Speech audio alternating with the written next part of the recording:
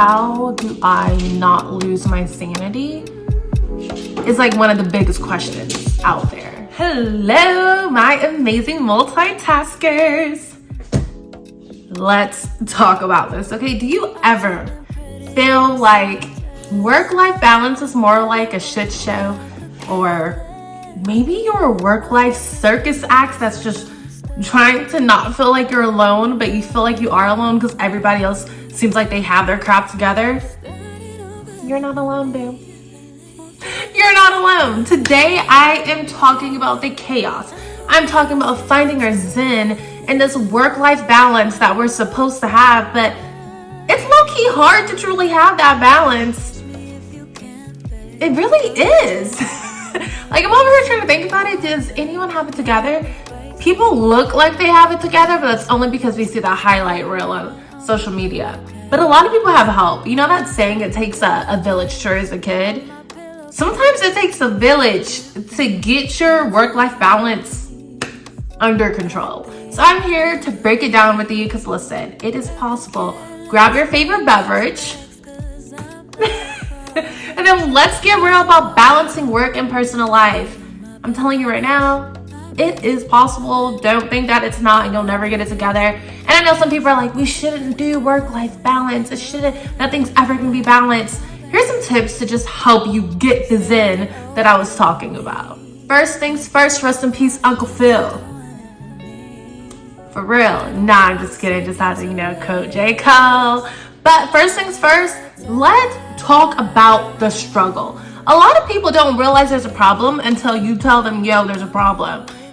There's a problem. The problem is the struggle. Listen, when I signed up to be an adult, when I signed those papers, I didn't think the struggle was gonna be this hard, but it is. That's okay. I'm here now. I can't go back in time and change it. But the thing is like, sometimes I'm doing my to-do list, or I'm like time blocking, and then I'm just going and I'm going and I'm going, and next thing you know it, my to-do list is longer than a CVS receipt. And if you shop at CVS, you know how doggone long those receipts are. It's like you're wasting trees. With all that paper coming out. But sometimes a to-do list is very overwhelming because of everything that's on that freaking list. Listen, you're not the only one. We've all been there. I put my list on my iPad. Sometimes if I have a really hectic day, it's on my calendar, just so I can like time block stuff, because sometimes it's like things just aren't gonna get done, even though in my heart I want it to. We're not gonna stay in that everlasting CVS receipt to-do list. We're not. We're gonna do it better. We're gonna work smarter. Not gonna work harder, and it's gonna be okay. It's gonna get done. I typically break my things into 4 major tasks that I know I have to get done, and because I do that, honestly, it's easier. Like, if you're not on the priority of things that need to get done, things that need to be done in a timely manner, then you're just not gonna make that list. But you'll get on the list another day. The club is shut off right now, but you can come on through next weekend, you know what I mean? So it is possible. I do it. I had to learn to do it that way because I was just getting very overwhelmed, and then just working these long hours that sometimes you may have to work outside your hours, but the way I was doing it is because I wasn't prioritizing properly. Okay, number 2 is like, let's set boundaries. I know a lot of people are like, Gen Z and freaking millennials came out with these boundaries. Boundaries are so important. Boundaries, darling. They are not just for your relationship with your dude or your lady. Boundaries should be everywhere. It should be in relationships that are romantic, relationships that are platonic, relationships that are professional, and in your career, because people only do what you allow them to do. Well, that's just my opinion. Somebody can argue, and that's fine, but that's just how I feel, okay? So again, boundaries aren't just for relationships. They're for freaking life. If you go to a therapist, if you're in therapy, they will most likely tell you that is true. Set your office hours. That's important. It's like when you're in college and your professor has their office hours, they're setting boundaries for you. This is when you can come see me. Do that. Stick with those office hours and watch your life transform. something that I do that really helped me, I don't really open client emails after 4. Let me tell you why.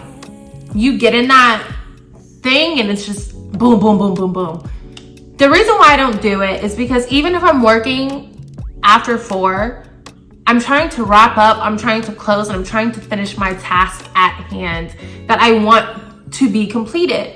So I am done with my office hours, but I will complete my work without interruption. That is one thing that is such a lifesaver for me. Another boundary I did is with Slack, or you can do it with Teams if you have Teams. I limit my communication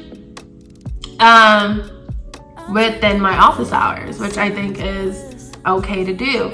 The reason why I do that is because I don't want to respond to messages all hours of the night. That is not good for me, and that is not for me. And then next thing you know, I won't get sleep. Actually, like, I have such a supportive boss because he knows your girl get tired, and if he sees me on, he's like, go to bed, because I get sleepy and I need to have my 8 hours of sleep, or else I'm just not gonna be ready to work. That's just how it is. I don't make the rules, I just follow them. All right, now listen. Your company does not own you 24/7. All right? Just want to let you know, your clients do not own you 24/7. I just felt like maybe somebody needed to tell you, so that's all I did. You are okay. If people cannot live 8 hours without you, baby, they have to go to therapy themselves or something.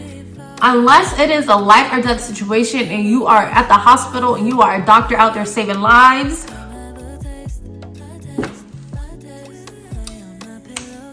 Listen, I mean, that's that, okay? That's that. You have to take the breaks you need, or else you're going to explode. You're going to get burnt out. It's very imperative that you have these boundaries. I'm telling you, it is life changing.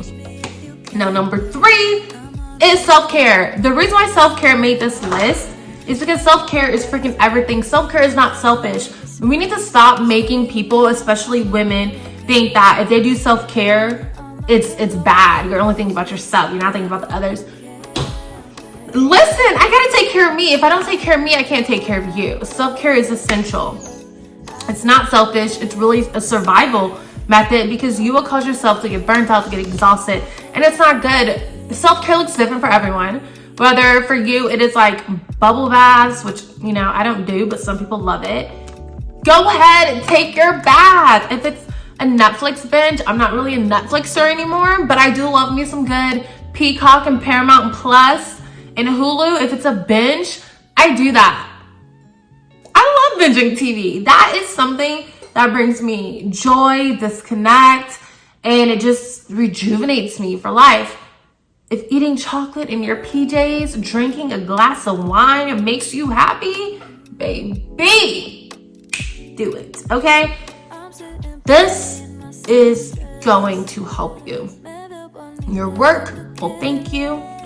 Your sanity will be appreciated. The gym is another place that I go to. I frequent a few times a week. Makes me feel good, lifting, pumping.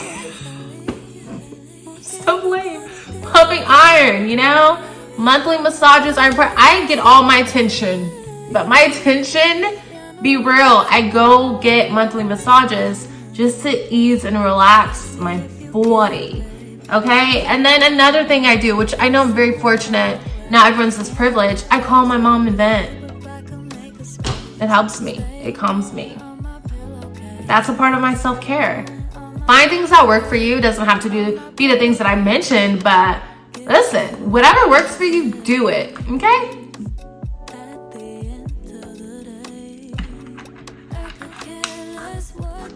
Water break. Instead, grab your beverage. All right, number 4, time management. I kind of hinted on this earlier. Time management, it's like a diet for your schedule. Cut the junk. I was telling you this, y'all, in the beginning. Like when I time block, prioritize the good stuff. Watch your life simmer down, okay? Watch it become this place where you're not as stressed out as you would have been if you did not do time management. It's everything. Like, I try to go to the gym around a time. I mean, don't get me wrong, it's like a 2-hour, 3-hour time gap, but I know I go around a certain time. I like to have my little morning routine.